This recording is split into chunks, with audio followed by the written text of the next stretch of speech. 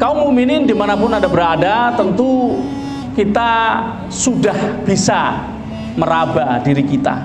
Apakah bulan Ramadan ini sudah bisa memperbaiki diri kita atau belum? Ini saatnya kita evaluasi. Mengapa? Ya karena kita diperintahkan untuk puasa Ramadan, itu ada tujuannya.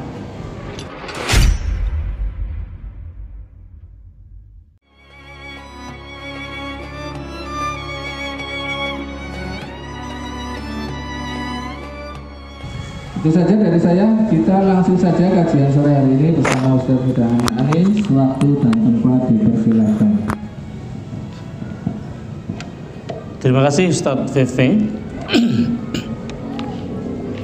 Saya pakai makomnya ya.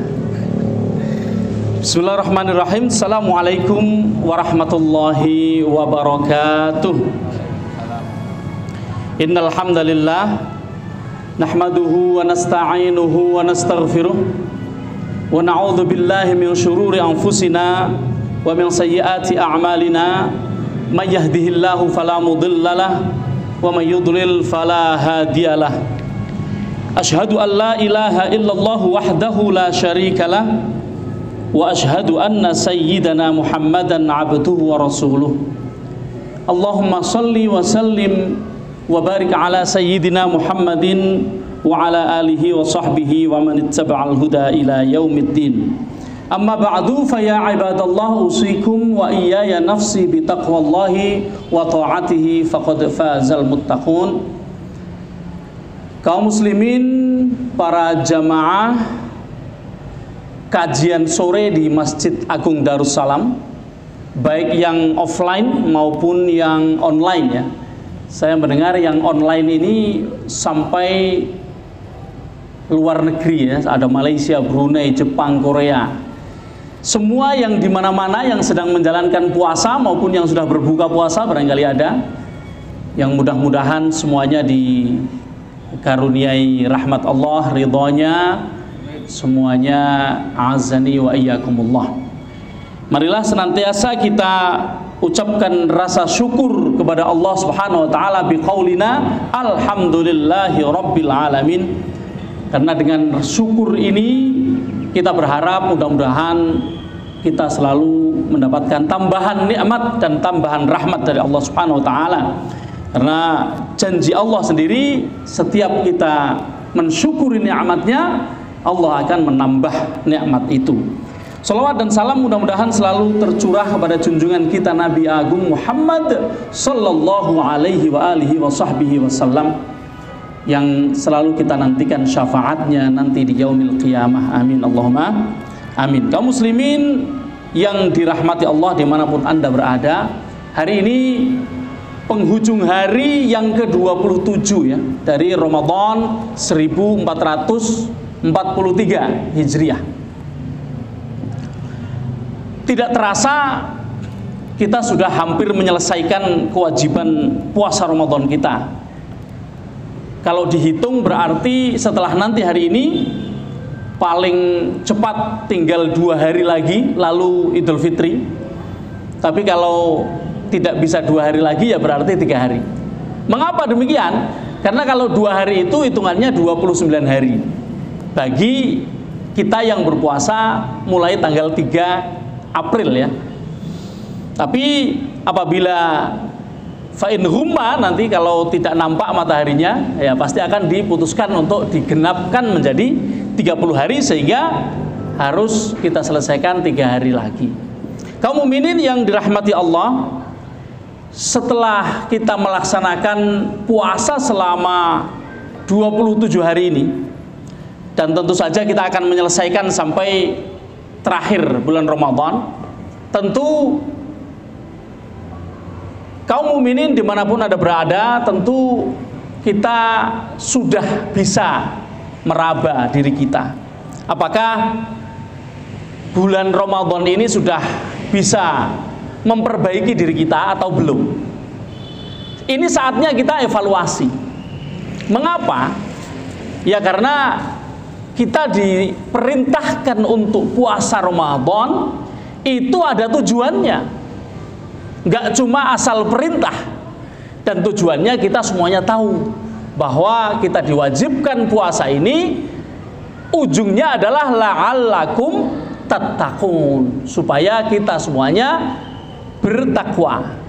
Apakah sebelumnya kita tidak bertakwa? Ya tentu bukan demikian. Sebelumnya kita mudah-mudahan semuanya sudah berusaha untuk bisa menjadi orang-orang yang bertakwa. Namun dengan setiap tahun kita melaksanakan puasa Ramadan, melaksanakan qiyamul lail, melaksanakan ibadah-ibadah tambahan lainnya, belajar kesana kemari dengan banyak kajian pagi, kajian ba'da subuh, kajian duha, kajian ba'da zuhur, kajian ba'dal asr, kemudian nanti ada lagi kajian sebelum atau setelah tarawih. Tentu kajian-kajian itu akan menambah banyak sekali informasi dan ilmu kepada kita. Dengan demikian kita seharusnya seyogianya kemudian kita sudah bisa meningkatkan ketakwaan kita kepada Allah Subhanahu wa ta'ala. Nah, kalau kita sudah berusaha, tentu kita harus mengevaluasi. Mumpung masih ada beberapa hari. Apabila ternyata masih kurang, nanti ditambah dalam 2 hari terakhir ini. Kaum mukminin yang dirahmati Allah, Allah berfirman, ya ayyuhalladzina amanu ittaqullaha haqqa tuqatih wa la tamutunna illa wa antum muslimun. Wahai orang-orang yang beriman, bertakwalah kepada Allah dengan sebenar-benarnya takwa. Haqqa tuqatih. Kita kembali lagi, perintah puasa adalah supaya kita bertakwa. Nah, ukuran takwa adalah apa? Haqqa tuqatih. Bertakwa dengan sebenar-benarnya takwa. Wala tamutunna illa wa antum muslimun, dan janganlah kalian sampai mati sedangkan kalian tidak dalam keadaan muslim. Jadi matilah dalam keadaan muslim. Kita sorot pada kata haqqa tuqatih. Haqqa tuqatih ini apa? Sebenar-benarnya takwa. Itu dalam banyak tafsir, hampir semua tafsir menyatakan arti atau makna dari haqqa tuqatih, sebenar-benarnya takwa itu apa? Diriwayatkan dari Ibnu Mardaweh, oleh Ibnu Mardaweh dari Abdullah, beliau berkata, qala Rasulullah sallallahu alaihi wasallam, di dalam memaknai haqqa tuqatih ini, ittaqullaha haqqa tuqatih, yakni ayyuta'a fala yu'sa. Allah itu harus ditaati tanpa dimaksiati, ditaati tanpa dimaksiati. Wa ayyushkaro fala yukfar. Untuk supaya manusia ini bersyukur kepada Allah, Allah itu disyukuri, nikmat-nikmat Allah itu disyukuri, fala yukfar, dan tidak dikufuri, tidak dikafiri, tidak dikufuri. Itu tahu ya, mengkufuri nikmat Allah itu tidak mengakui bahwa ini adalah nikmat Allah. Misalnya, saya kaya karena saya bekerja keras, nah, itu tidak mengakui nikmat Allah. Saya kaya karena hadza min fadli rabbi liyabluwani aashkuru am akfur. Itu yang benar. Aku kaya karena ini adalah pemberian dari Allah untuk mengujiku apakah aku bersyukur atau aku kufur. Ayuskaro wala yukfar. Kemudian wa yuzkaro fala yunsa. Orang yang bertakwa itu harus selalu mengingat Allah dan tidak melupakannya sama sekali. Kemudian kalimat ini terasa berat bagi para sahabat. Mereka bertanya, qila wa may yakwi ala dzalika ya Rasulullah. Siapa yang bisa kuat untuk melakukan semua itu wahai Rasulullah? Orang taat tanpa maksiat, orang bersyukur terus tanpa kufur. Kalau bersyukur tanpa kufur mungkin seseorang bisa, tapi untuk taat terus tanpa ada sedikit kemaksiatan, itu rupanya para sahabat pun ngeluh, nggak bisa, nggak mampu. Siapa yang mampu wahai Rasulullah? Apalagi ayyudhkaro falayunsa, Allah itu diingat terus tanpa pernah lupa. Ya tidak mungkin ada orang yang bisa seperti itu, kata para sahabat. Maka Rasulullah sallallahu alaihi wasallam menjawabnya, fattaqullaha mastata'tum. Maka bertakwalah kepada Allah mastata'tum, sepanjang yang kalian mampu. Nah, ini juga merupakan menurut satu pendapat, ini merupakan satu bukti bahwa, atau satu istidlal bahwa, atau satu hujjah bahwa ittaqullaha haqqa tuqatih itu hukumnya dinasah atau dihapus dengan ayat yang lain, yaitu fattaqullaha mastata'tum. Nah, kaum muslimin yang dirahmati Allah, kalau bertakwa itu seperti tadi yang dijelaskan di dalam tafsir tadi, lalu ukurannya apa? Kita bisa disebut, atau kita bisa menyebut diri kita itu orang yang bertakwa, atau merasa sebagai orang yang bertakwa, itu ukurannya apa? Saya beberapa hari terakhir membuat satu penelitian sederhana.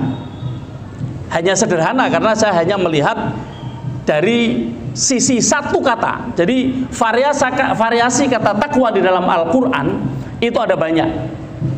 At-taqwa sendiri, atau ku itu juga kalimat perintah dari takwa, atau ittaqu juga bertakwa. Kemudian al-muttaqin, saya hanya mengambil kata al-muttaqin. Karena apa? Al-muttaqin ini adalah orang-orang yang bertakwa. Biasanya wallahu yuhibbul muttaqin, atau kalimat-kalimat yang lain yang menggunakan kata lil muttaqin. Saya menemukan ada sekitar 10 klasifikasi bagi orang-orang yang bertakwa. Mudah-mudahan nanti cukup, tapi kalau nggak cukup nanti saya singkat judulnya saja ya, sub-sub judulnya saja. Orang yang bertakwa itu harus memenuhi semua unsur dari rukun iman dan rukun Islam. Allah berfirman di dalam Al-Baqarah ayat 2, 3 dan 4, A'udzubillahi minasyaitonirrajim. Dzalikal kitabu la raiba fi hudal lil muttaqin. Al-Qur'an itu adalah petunjuk bagi orang-orang yang bertakwa. Nah, pertanyaannya adalah bertakwa itu seperti apa? Disebutkan di dalam ayat itu, rangkaian ayat itu, ayat setelahnya adalah alladzina yu'minuna bil ghaibi wa yuqimunas sholata wa mimma razaqnahum yunfiqun, yaitu orang-orang yang beriman kepada yang ghaib. Kalau dikatakan yang ghaib itu siapa? Tentu adalah Allah, karena Allah tidak pernah kita lihat di dunia ini. Kita baru akan bisa melihat nanti di akhirat, kalau kita beruntung menjadi orang-orang yang masuk surga, yang liqa'a rabbih, yang bertemu dengan Allah. Maka kita akan menemukan Allah zahir nanti di yaumil qiyamah. Tapi kalau masih di dunia, dia masih ghaib. Berarti beriman kepada Allah. Ghaib yang lain siapa? Ghaib yang lain adalah malaikah. Kita tidak melihat malaikah, maka malaikah adalah ghaib. Ghaib yang lain apa? Ghaib yang lain pada dasarnya adalah qada dan qadar Allah. Keputusan Allah adalah ghaib, karena tidak bisa kita intip. Qadar atau takdir juga adalah ghaib. Maka 3 unsur ghaib sudah masuk di dalam ayat ini. Kemudian walladzina yu'minuna bima unzila ilaika wa ma unzila min qablika wa bil akhirati hum yuqinun. Orang-orang yang bertakwa selain iman kepada 3 yang ghaib tadi, juga kepada kitab yang diturunkan kepada Nabi. Kalau beriman kepada kitab yang diturunkan kepada Nabi, kepada Al-Quran, kepada Rasulullah, kepada Nabi-Nabi yang lain, karena kita juga mengimani kitab Taurat, Injil, ya, Zabur, maka tentu saja termasuk mengimani nabinya. Tidak mungkin ada orang yang mengimani kitabnya tanpa mengimani nabinya. Maka unsur nabi dan kitab ada di dalam ayat yang sudah disebutkan.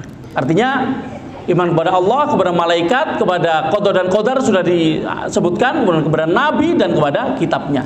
Dan yang terakhir ada wabil akhiratihum yuqinun, dan juga iman kepada hari akhir. Nah, ini unsur keimanan. Adapun unsur rukun Islam, di situ disebutkan tadi alladzina yu'minuna bil ghaibi wa yuqimunas sholata wa mimma razaqnahum yunfiqun. Nah, ini unsur keimanan ada di situ, salat di situ. Dan di ayat-ayat yang lain ada yang menyebutkan tentang iman kepada orang yang takwa ini mendirikan salat, melaksanakan zakat, melaksanakan puasa dan lain sebagainya. Itu menunjukkan bahwa orang yang takwa harus mampu memenuhi semua unsur iman, semua unsur rukun iman dan rukun Islam. Kemudian tanda seseorang bertakwa yang kedua adalah berani uji nyali dengan memberikan harta yang paling dicintainya. Kalau memberikan harta-harta sisa untuk sedekah, zakat mal ya diberikan hanya semaunya, tidak dihitung yang benar, tidak 2,5%, tapi asal ngeluarin. Nah, itu belum merupakan mengeluarkan harta yang dicintainya. Padahal Allah menyatakan bahwa di dalam satu ayat beliau, Allah berfirman, a'udzubillahi minasyaitonirrajim, ini Al-Baqarah 177 ya. Laisal birra an tuwallu wujuhakum qibalal masyriqi wal maghribi walakinnal birra man amana billahi wal malaikati wal kitabi wan nabiyyin wa atal mala ala hubbihi dzawil qurba wal yatama wal masakina wa ibnas sabili wasailina wa fir riqab wa aqamas salata wa ataz zakata wal mufuna bi ahdihim idza ahadu was sabirina fil ba'sa'i wad dharra wa hinal ba's ulaika alladziina shadaqu wa ulaika humul muttaqun. Nah, ini mengapa saya masukkan ini ke dalam kriteria yang kedua, karena di akhir ayat ini disebutkan wa ulaika humul muttaqun. Mereka lah orang-orang yang bertakwa. Siapa? Salah satunya adalah wa atal mala ala hubbihi dzawil qurba, orang-orang yang memberikan hartanya, harta yang ala hubbihi, harta yang dicintai. Anda punya mobil, sedekahkan mobil. Nanti jadi kayak Ustadz Yusuf Mansur. Nggak se-ekstrim itu ya. Kalau Ustadz Yusuf Mansur ini ekstrim sekali, maksa banget. Maksudnya adalah Rasulullah pernah bersabda, la yu'minu ahadukum, tidak beriman kalian. Salah satu dari kalian itu tidak disebut beriman hatta yuhibba li akhihi, sampai dia senang memberikan kepada saudaranya ma yuhibbu li nafsihi, apapun yang disenangi kalau barang itu untuk dirinya. Orang yang belum seperti itu belum bisa disebut orang yang beriman. Kalau nggak disebut orang yang beriman, mana bisa disebut orang yang bertakwa, kan begitu. Karena syarat orang yang bertakwa harus memenuhi unsur keimanan tadi. Kemudian kaum muslimin yang dirahmati Allah, ini waktunya tinggal sedikit ya. Nggak harus selesai kan ketika menyampaikan ini, nanti kita akan teruskan melalui YouTube ya. Nanti mudah-mudahan bisa dipancarkan melalui nanti akan saya share linknya untuk dilanjutkan di Facebooknya Ustadz VV juga. Kemudian yang ketiga adalah ikhlas kepada Allah. Orang yang takwa tidak bisa disebut takwa kalau dia belum ikhlas. Bahwa tadi menyampaikan atau memberikan harta yang dicintai itu dasarnya juga ikhlas. Tapi sebenarnya ikhlas itu tidak hanya terhadap harta yang dicintai itu. Ikhlas itu lebih luas. Ikhlas menerima cobaan itu juga ikhlas. Ikhlas menjadi pejabat, wah itu ikhlas banget. Ikhlas menjadi orang yang susah hidupnya itu juga ikhlas banget. Itu lebih ikhlas daripada jadi pejabat. Kalau pejabat nggak harus ikhlas ya, malah dicari. Kaum muslimin yang dirahmati Allah, saya kira karena ini sudah maghrib, kita cukupkan sekian. Nanti yang nomor 7 sampai nomor 10 kita akan lanjutkan melalui online di YouTube dan Facebook. Mudah-mudahan apa yang sedikit ini bisa bermanfaat buat kita semuanya, dan kita selalu geragapi diri kita sehingga kedepannya kita akan menjadi orang-orang yang lebih bertakwa kepada Allah. Demikian, mari kita akhiri dengan bacaan kafaratul majlis. Subhanakallahumma wa bihamdika asyhadu an la ilaha illa anta astaghfiruka wa atubu ilaik. Wallahul muwaffiq ila aqwamit thariq. Assalamualaikum warahmatullahi wabarakatuh.